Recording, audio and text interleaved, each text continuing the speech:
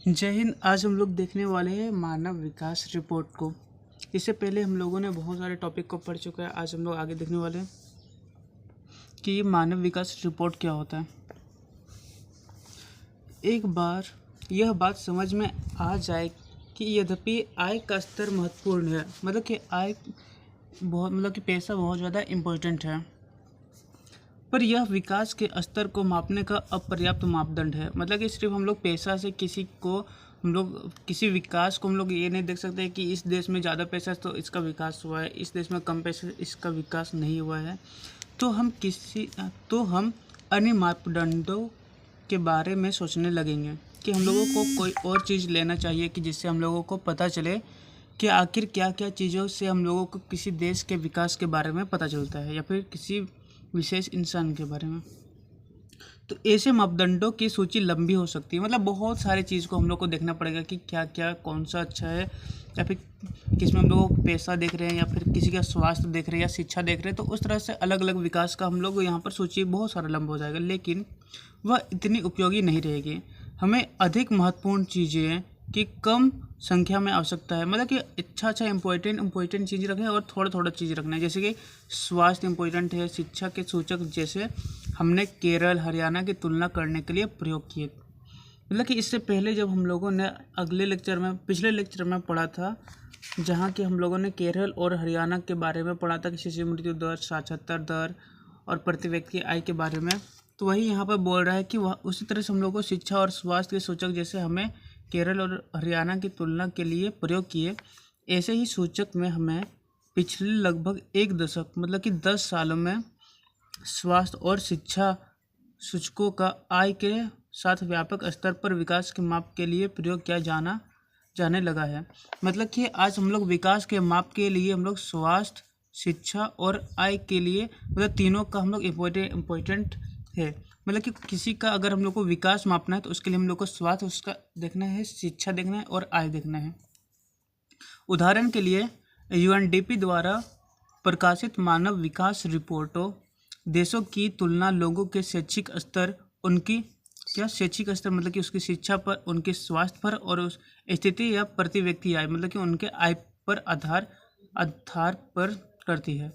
मतलब कि ये जो यूएनडीपी है, सो यूएनडीपी मानव विकास रिपोर्ट को किस तरह से देखती है। तो मानव विकास रिपोर्ट के लिए वो लोग देश की तुलना के लिए वो लोग 3 चीज़ देखते हैं कि किसी देश में विकास है या विकास नहीं है। तो विकास अगर है तो उसमें शैक्षिक स्तर मतलब सब कुछ पढ़े लिखे रहना चाहिए, उनका स्वास्थ्य अच्छा रहना चाहिए, वरना अगर स्वास्थ्य ही अच्छा नहीं रहेगा, सब जनसंख्या भरा रहेगा तो पढ़ लिख करके भी कुछ नहीं कर पाएगा, कोई काम ही नहीं कर पाएगा, तो उसका देश का आर्थिक स्थिति कैसे बढ़ेगा। और तीसरा है प्रति व्यक्ति आय कि उस देश में प्रति व्यक्ति को कितने रुपए मिलते हैं। भारत और उसके पड़ोसी देशों की 2020 की मानव विकास रिपोर्ट के कुछ संबंध आंकड़े पर दृष्टि डालना रुचिकर होगा। मतलब कि नीचे में दिया गया है कि भारत और उसके पड़ोसी देश की किस तरह से आर्थिक आय था।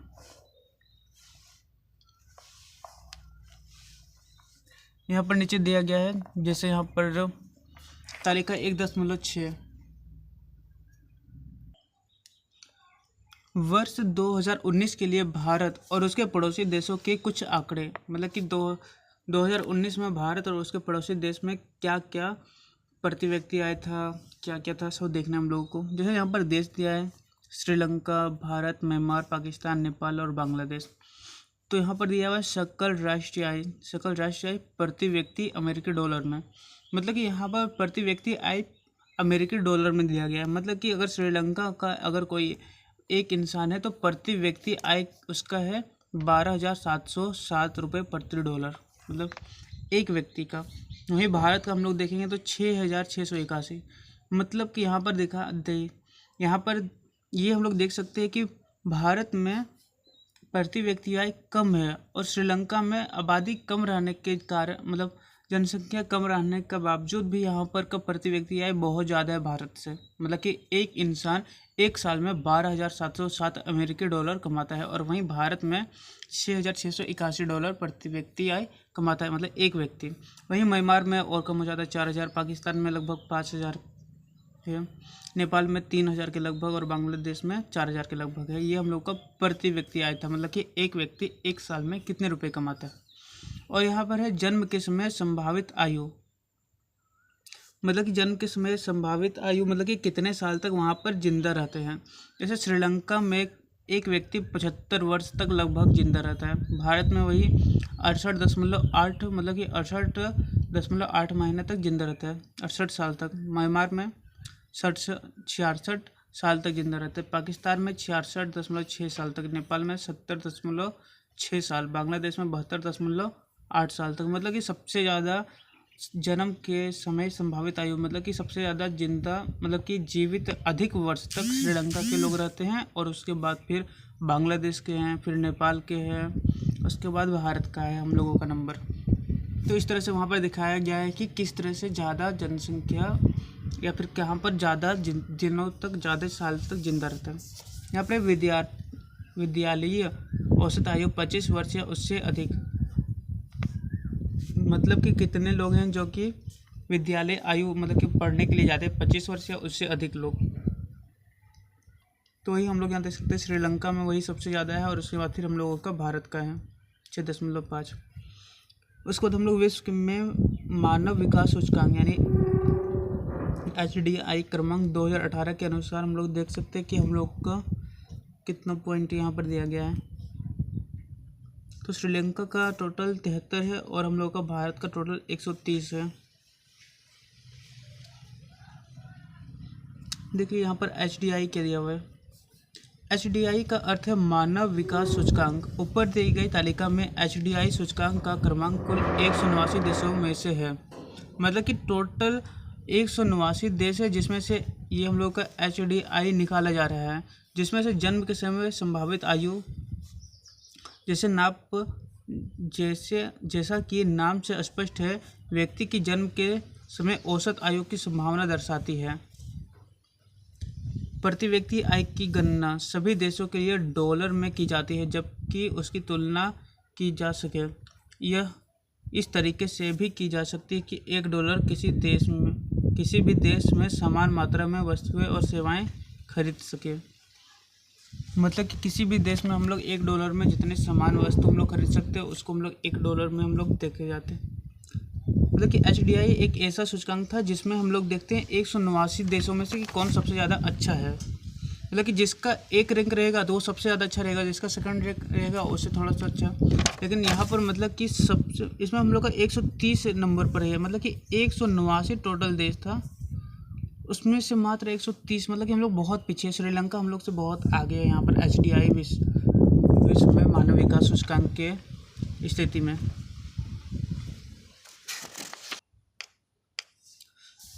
क्या यह आश्चर्यजनक नहीं है कि हमारे पड़ोस एक छोटा सा देश श्रीलंका हर विषय में भारत से आगे है, और हमारे जैसे बड़े देश का विश्व में इतना नीचा क्रमांक है। मतलब कि हम लोग 130 नंबर पर थे, कहाँ पर, और श्रीलंका कहाँ पर 78 पर था। मतलब कि इतना ज़्यादा ऊपर, मतलब श्रीलंका बहुत ज़्यादा अच्छा है यहाँ पर, वही बताया जा रहा है। तालिका 1.16 यह भी दिखाती है कि यद्यपि नेपाल और बांग्लादेश की प्रति व्यक्ति आय भारत की तुलना में कम है। मतलब कि प्रति व्यक्ति आय भले हम लोग का भारत से नेपाल में कम है, फिर भी वे भारत के आयु संभावित में पीछे नहीं है। लेकिन वहाँ पर क्या देखते कि नेपाल और बांग्लादेश के लोग बहुत ज़्यादा आयु तक, मतलब बहुत ज़्यादा सालों तक जिंदा रहते हैं। ये हम लोगों ने देखा था। मतलब कि यहाँ पर सिर्फ पैसा मैटर नहीं करता है, यहाँ पर बहुत सारे चीज़ भी मैटर करते हैं।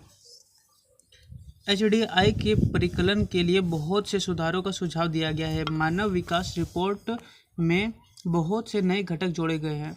मतलब कि पहले बहुत सारे चीज़ नहीं था, अब धीरे धीरे और भी चीज़ जोड़े जा रहे हैं, जिनसे हम लोग किसी देश के बारे में, विकास के बारे में और भी चीज़ हम लोग पता करेंगे। लेकिन मानव के विकास से पहले यह बात स्पष्ट कर दी गई है कि विकास महत्वपूर्ण है। मतलब कि यहाँ पर बोल दिया गया है कि अगर हम लोग मानव का विकास से ज़्यादा इम्पोर्टेंट है कि हम लोगों का देश का विकास हो। मतलब कि पहले यह बात स्पष्ट की गई है कि विकास महत्वपूर्ण है। मतलब सबसे पहले हम लोग को विकास करना है, उसके बाद हम लोग मानव विकास करेंगे।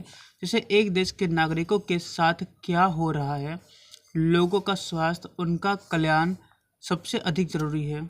मतलब कि सबसे ज़्यादा ज़रूरी क्या है, सबसे पहले हम लोगों को देखना है कि देश के नागरिकों के साथ क्या हो रहा है, उन लोगों का स्वास्थ्य अच्छा से हो रहा है या नहीं हो रहा है, उन लोगों का कल्याण मतलब कि उन लोगों को जीने के लिए न्यूनतम चीज़ें मिल पा रही है या नहीं, जैसे रोटी कपड़ा मकान ये सब मिल रहा है या नहीं मिल रहा, ये सबसे अधिक ज़रूरी चीज़ें हैं।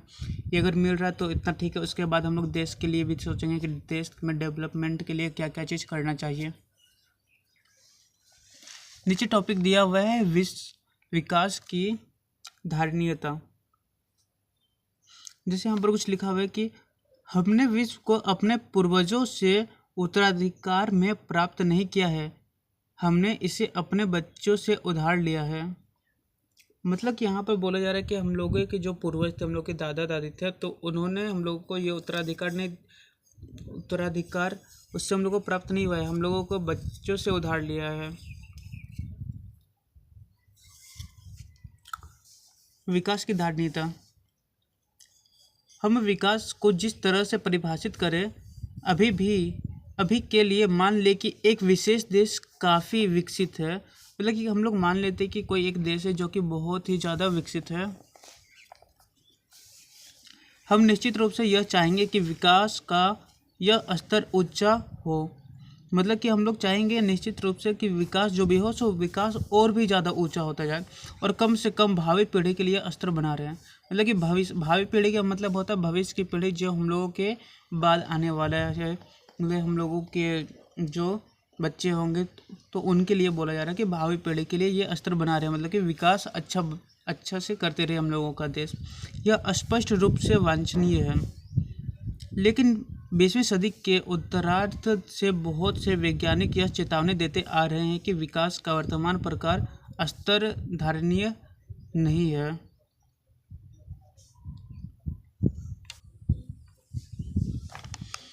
अब हम इस निम्न उदाहरण द्वारा समझने का प्रयत्न करते हैं। उदाहरण नंबर 1, भारत में भूमिगत जल। मतलब कि भारत में तो जो जल है सो कितने नीचे है, सो इसके बारे में थोड़ा सा देखते हैं। हाल के प्रमाणों से पता चला है कि देश के कई भागों में भूमिगत जल के अति उपयोग होने का गंभीर संकट है। मतलब कि अब क्या होने वाला है कि भूमिगत जल मतलब कि जो ज़मीन के अंदर रहता है सो अति उपयोग, मतलब कि उसका बहुत ज़्यादा उपयोग होने से उसका गंभीर संकट बढ़ सकता है। मतलब कि बहुत ज़्यादा हम लोग पानी का उपयोग करेंगे तो पानी का स्तर धीरे धीरे नीचे हो जाएगा। 300 जिलों से सूचना मिली है कि वहाँ पिछले 20 सालों में पानी का स्तर 4 मीटर से अधिक गिरावट आ गई है। मतलब कि 4 मीटर से ज़्यादा पानी नीचे चला गया है, और मतलब कि पानी अगर इतना रहता था तो धीरे धीरे 20 सालों में 4 मीटर तक पानी नीचे चला गया है। देश के लगभग 1/3 भाग भूमिगत जल भंडारों का अति उपयोग कर रहा है। मतलब कि यहाँ पर बोल रहा है कि देश का लगभग 1/3 मतलब 1 में से 3 भाग भूमिगत जल भंडारों का अति उपयोग कर रहा है। मतलब कि भूमिगत जल का बहुत ज़्यादा उपयोग कर रहा है। यदि इस साधन के प्रयोग करने का वर्तमान तरीका जारी रहा, मतलब इसी तरीके से हम लोग भूमिगत जल को हम लोग यूज करते रहें, प्रयोग करते रहें, तो अगले 25 वर्षों में देश का 60% भाग इस साधन का अति उपयोग कर रहा होगा। मतलब कि यहाँ पर बोल रहा है अगर इसी तरह हम लोग जारी करते रहें, मतलब कि इसी तरह से हम लोग जल को और निकालते रहें, तो 25 वर्षों में इसका 60%, जो कि अभी 1/3 भाग है, तो उस समय 60% लोग यहाँ पर मतलब कि 1/3 का मतलब 1/3 मतलब कि 33% अभी निकाल रहा है। तो वहाँ पर 20-25 सालों के बाद 60% लोग इस जल से मतलब भूमिगत जल का उपयोग करने लगेंगे। भूमिगत जल का अति उपयोग विशेष रूप से पंजाब, पश्चिमी उत्तर प्रदेश के कृषि की दृष्टि से समृद्ध क्षेत्रों और मध्य के दक्षिण भारत के चट्टानी पठारी क्षेत्रों, कुछ तटवर्ती क्षेत्रों और तेजी से विकसित होती शहरी बस्तियों में पाया जाता है। मतलब कि यहाँ पर बोल रहे हैं जहाँ पर जैसे कोई खेती होती हो गया, या फिर पश्चिमी उत्तर प्रदेश में बहुत सारे बिल्डिंग बन रहे हैं, और कुछ तटवर्ती क्षेत्रों मतलब कि जो समुद्र के किनारे वाले क्षेत्र है उन जगहों पर, क्योंकि वहाँ पर पीने के लिए समुद्र के पास बहुत ज़्यादा खारा पानी निकलता है, इसलिए उन लोग ज़मीन से ही पानी का स्रोत है उन लोगों के पास। तो उनसे क्या होगा कि वहाँ पर बहुत ज़्यादा जल निकाला जाएगा, जिस कारण वहाँ पर जल की कमी हो सकती है, यानी कि जल की गिरावट हो सकती है। आगे यहाँ पर टॉपिक लिखा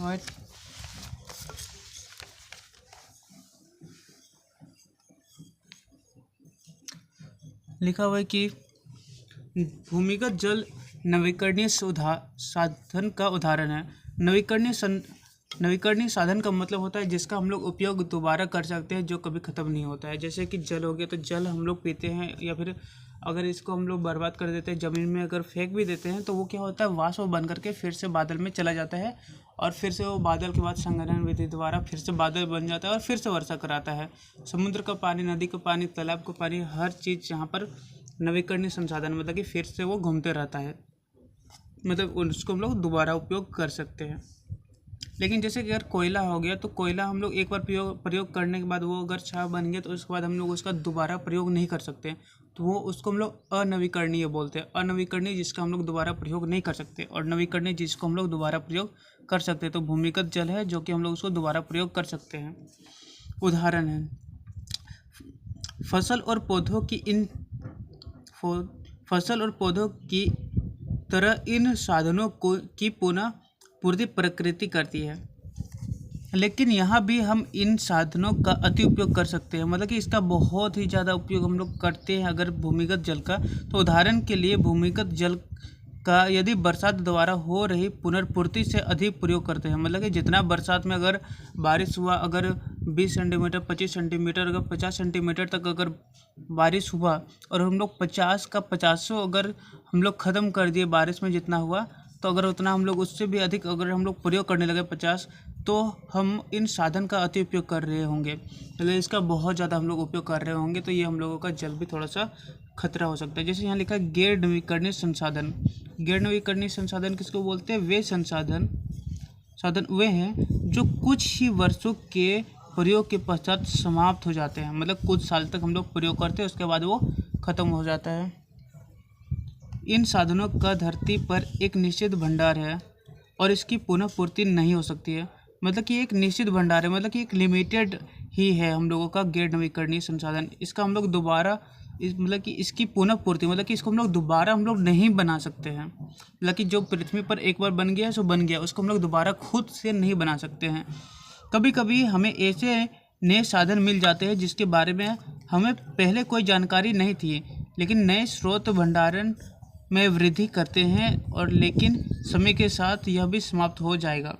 जैसे कि हम लोगों को बहुत साल पहले यूरेनियम के बारे में नहीं पता था, तो हम लोग क्या करते थे, तो हम लोग दो चीज़ों से बिजली बनाते थे। पहला था हम लोगों का कोयला के द्वारा बिजली बनाना, और दूसरा था हम लोगों के पास पानी के द्वारा बिजली बनाना। लेकिन अभी हम लोगों के पास अभी यूरेनियम है, तो यूरेनियम के द्वारा भी बहुत ही कम मात्रा में यूज करने के द्वारा भी बिजली हम लोग बहुत सारा बना सकते हैं यूरेनियम से। तो वही यहाँ पर लिखा गया है कि गैर नवीकरणीय संसाधन उसको बोलते हैं जो कि एक निश्चित भंडार में रहता है, मतलब कि एक निश्चित लिमिटेड है। जैसे कि कोयला हो गया, तो कोयला लिमिटेड है, अगर हम लोग ज़मीन से निकाल लिए तो वहाँ पर कोयला अगर ख़त्म हो गया तो फिर दोबारा हम लोग कोयला नहीं बना सकते हैं, उसको बनने में लाखों करोड़ों वर्ष लगते हैं।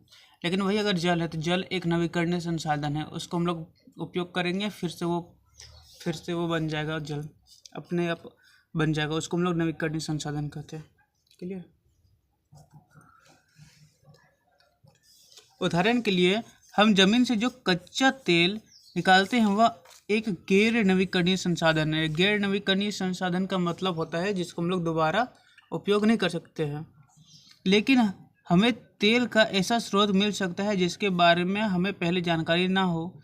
मतलब कि ऐसा जगह हो सकता है कि जैसे कि भारत में अगर कोई जगह होगा, या फिर जहाँ पर हम लोगों को अभी नहीं पता है कि कहाँ पर तेल है, और वहाँ पर हम लोग खुदाई किए और वहाँ पर हम लोगों को तेल मिल गया जिसको हम लोग पहले जानकारी नहीं थी। लेकिन इसके लिए हर समय खोज चलती रहती है। नीचे दी गई तालिका को देखिए, मतलब कि इसका हर समय खोज चलते रहता है कि कहाँ पर तेल है, कहाँ पर तेल नहीं है। तो इस तरह से मशीनों का भी बहुत सारा प्रयोग किया जाता है ढूंढने के लिए। जैसे यहाँ लिखा उदाहरण 2, प्राकृतिक संसाधनों का दोहन, मतलब कि प्राकृतिक संसाधनों का हम लोग दुरुपयोग या फिर उसका उपयोग किस तरह से करते हैं, सो यहाँ पर लिखा है। जैसे यहाँ लिखा है कच्चे तेल के लिए निम्न आंकड़ों को देखिए।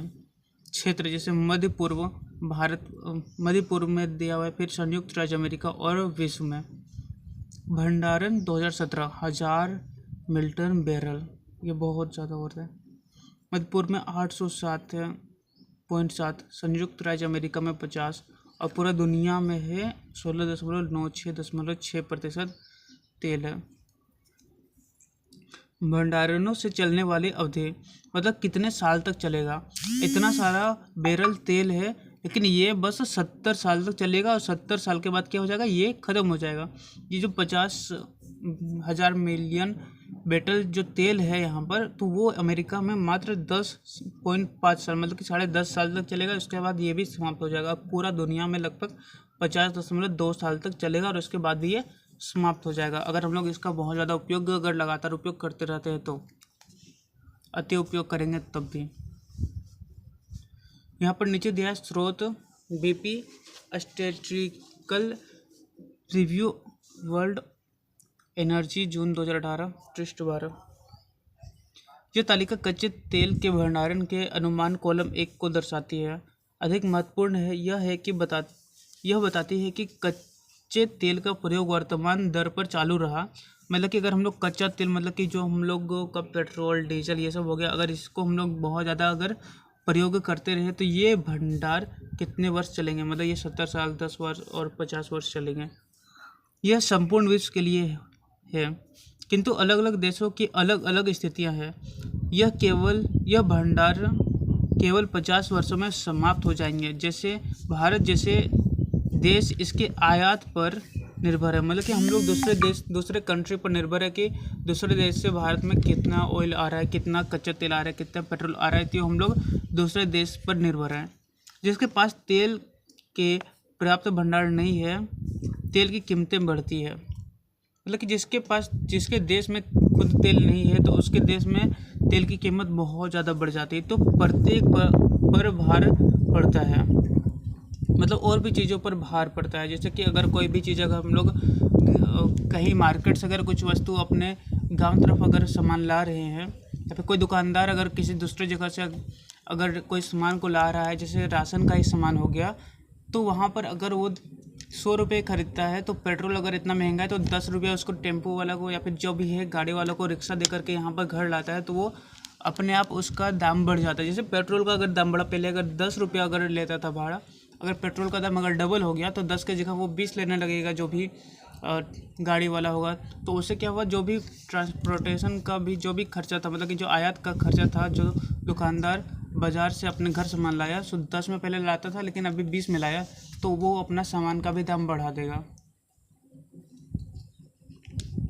ठीक है, तो वही यहाँ पर लिखा है, जिसके तेल के पर्याप्त भंडार नहीं है तो तेल की कीमतें बढ़ती हैं, तो प्रत्येक पर भार पड़ता है। संयुक्त राज्य अमेरिका जैसे कुछ देश हैं जिनके पास भंडार तो कम है, लेकिन वे इसे सैन्य और आर्थिक शक्ति द्वारा पाना चाहते हैं। मतलब कि अमेरिका के पास ना ज़्यादा तेल नहीं है संयुक्त राज्य अमेरिका के पास, लेकिन वो उसके पास सेना है और वो आर्थिक शक्ति, उसके पास पैसा बहुत ज़्यादा है। तो पैसा और अपने सैन्य बल के कारण वो चाहता है कि हम दूसरे देशों से अपने देश में बहुत सारे तेल मंगवा लें। विकासशील धार्मिकता का प्रश्न इसकी प्रकृति और प्रक्रिया के बारे में कई अन्य मूल विषय खड़े कर देता है कि विकास की धार्मिकता, अगर हम लोग किसी विकास को देखते हैं तो क्या क्या चीज़ हम लोग को मापना चाहिए। नीचे 2 क्वेश्चन है, आप लोग ये खुद से देख सकते हैं।